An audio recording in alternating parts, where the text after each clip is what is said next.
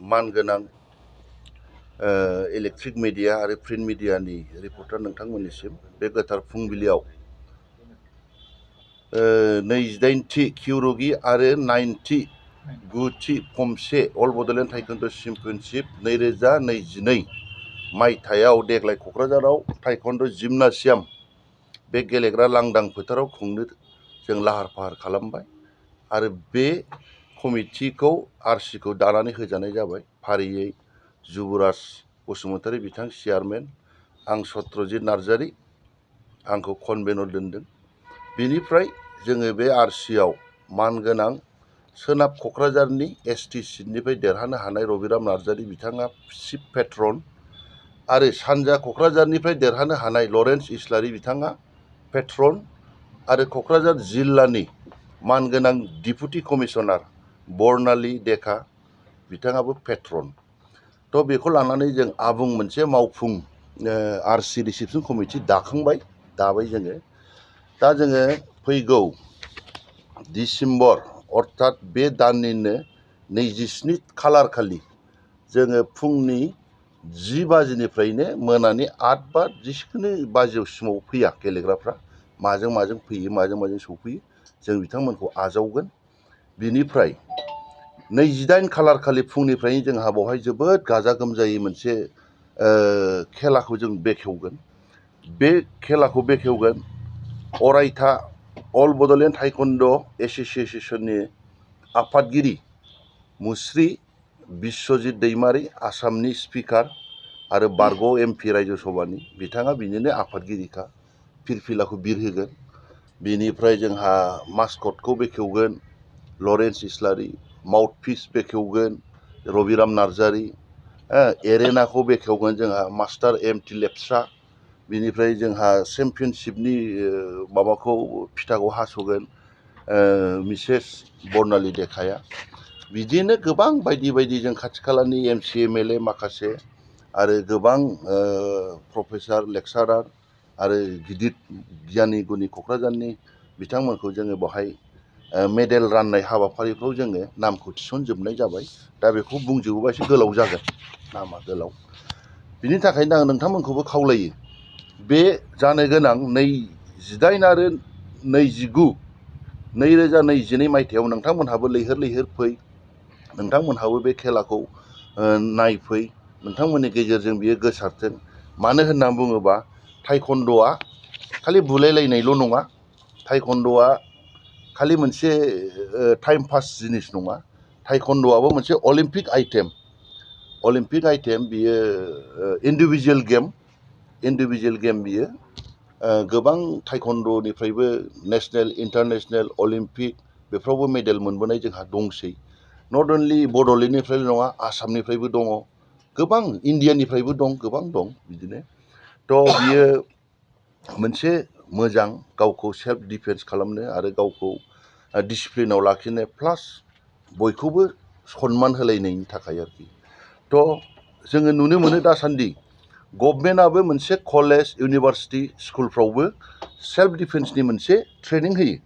बोसोराव बधय खनथाम खनब्रैयानो जायो आरो बिसेस करि बावहाय जोङो नुयो हिन्जावफ्रा माबोरैहाय सेल्फ डिफेन्सखौ सोलोंनो हायो। मानो होनोबा मोनसे समाव स्कुल कलेज फरायनानै बिसोरो गोजानाव फरायहैनांगौ जायो, गावनि बिमा बिफा आरो फेमिलिखौ नागारनानै, बिदा फंबायखौ नागारनानै। थ' बैयावहाय खाब जाहैनो आरो बैनि एनभायरनमेन्टजों मिलिहैनायाव माखासे गोबां फेस जायो बिसोर प्रब्लेम। थ' बैफोरनिफ्रायबो माबोरैहाय सेल्फ डिफेन्सखौ बाहायनो हायो आदब खायदाफोरखौ। सेल्फ डिफेन्स माने खालि बुलायनायल' नङा, बाहाय गोबां आदब खायदा दं गावखौ बासायनानै लाखिनो, गावखौ मोजां लामाजों लांनो, गेबें लामाजों लांनो, बेफोरनो। थ' बे टाइकोन्ड'खौ नोंथांमोनहा जाहाथे जोंखौ खुंफुंनायाव हेफाजाब होयो, आं बेखौनो खेबसेबाव आर'ज गाबनानै दिनैनि बे गोथार फुंबिलियाव नोंथांमोनहा फैनानै निउस कभारेज खालामफैनायनि थाखाय आङो अल बड'लेण्ड टाइकोन्ड' आरो जानो गोनां अल बड'लेण्ड टाइकोन्ड' चेम्पियनशिप 2022नि आरसिनि कनभेनर जानानै आं बयखौबो आंनि गोसो गोरबोनिफ्राय अननाय आरो मोजां मोननाय बावनानै आंनि बुंनायखौ बावनो दोनथ'बाय। गोजोन।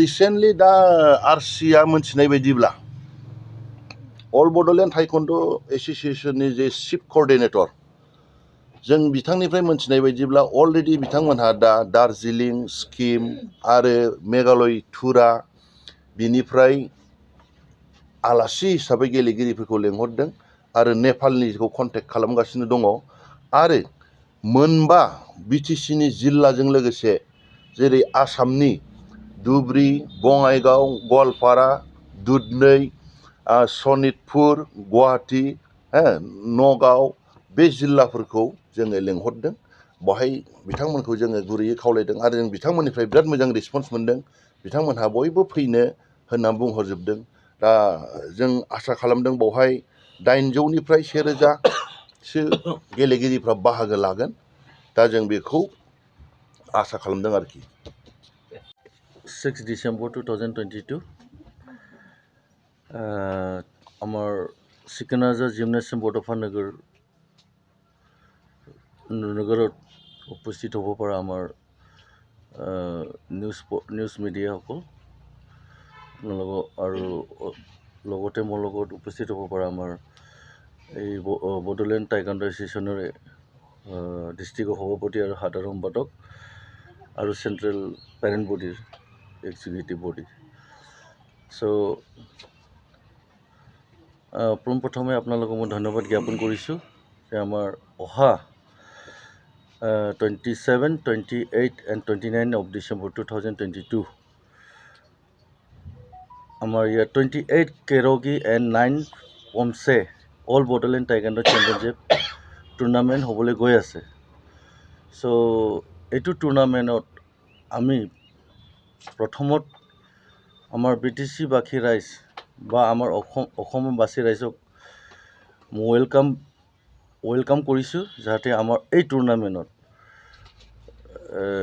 যেটো হ'ব লগা অহা 27ৰ পৰা যেটো ষ্টাৰ্ট হ'ব টুৰ্ণামেণ্ট এইটো টুৰ্ণামেণ্টত যাতে সকলোৱে আহি পেলাই আমাৰ এইটো টুৰ্ণামেণ্টটো সহযোগিতা বা কোঅপাৰেশ্যন কৰে সেইকাৰণে মই সকলোক আহ্বান কৰিছোঁ যাতে আমাৰ এই বড়োলেণ্ড টাইকোৱাণ্ডো এছ'চিয়েশ্যন টুৰ্ণামেণ্টটো ফুল্লি সাকসেসফুলি আমি কামটো বা টুৰ্ণামেণ্টটো সাকসেসফুলি আমি কৰিব পাৰোঁ সেইকাৰণে সকলোক মই আহ্বান কৰিছোঁ যাতে আপোনাৰ মিডিয়া যোগেদি থ্ৰুৱেদি যাতে এই মেছেজটো যাব লাগে যাতে আমাৰ কাৰণে এইটো এটা এই টাইকোৱাণ্ডোটো হ'ল এটা এডুকেশ্যন বুলি ক'ব পাৰে আমি স্পৰ্টছৰ এটা পাৰ্ট অফ দ্য এডুকেশ্যন কাৰণ আজিৰ দিনত ফিউচাৰত যদি কিবা যদি কৰিব লাগে এনেকা স্পৰ্টছ নট অনলি টাইকোৱাণ্ডো বিভিন্ন স্পৰ্টছৰ দ্বাৰাই আজি আমাৰ ছাত্ৰ বা ছাত্ৰীসকলক আমি ফিটনেছ ভাল এটা ডিচিপ্লিন মেনাৰো দিব পাৰোঁ এইটো যোগেদি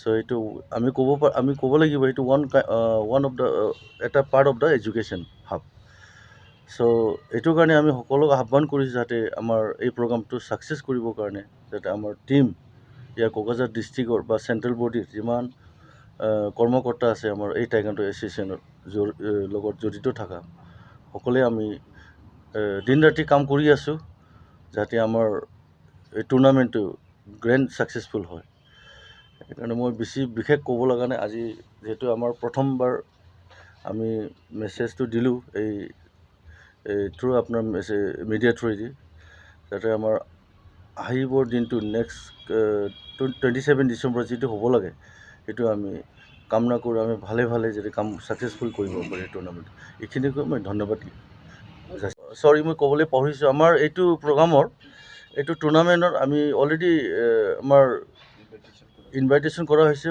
ফ্ৰম দাৰ্জিলিং যিটো আমাৰ ফাউণ্ডাৰ অফ টাইকোৱাণ্ডো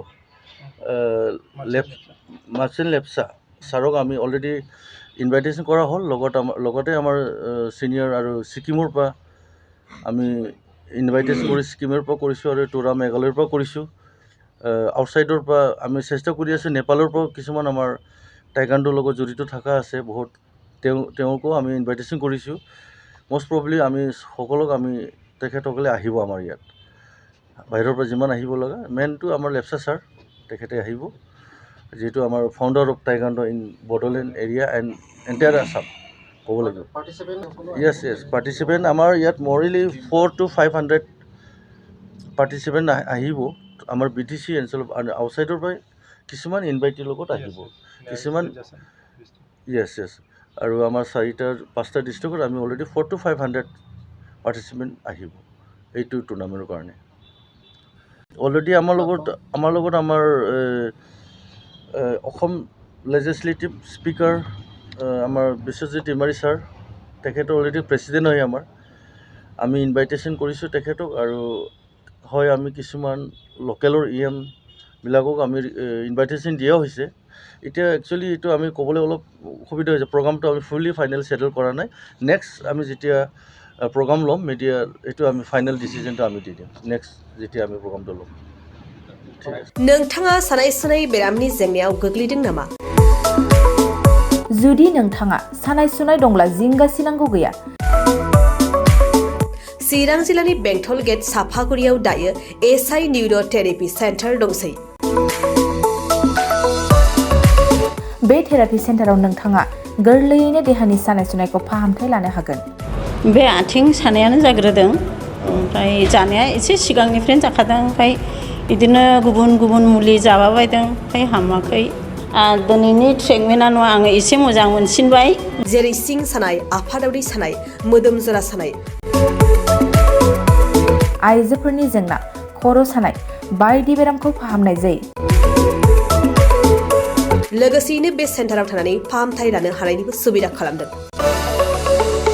नोंथांमोनहा एसआइ निउर' थेरापि सेन्टाराव फाहामथाय लानो गोसो दंब्ला नैबे मबाइल नम्बर 7620160459 नङाब्ला 9476977956 आव थोंजों सुलाद लानो हागोन।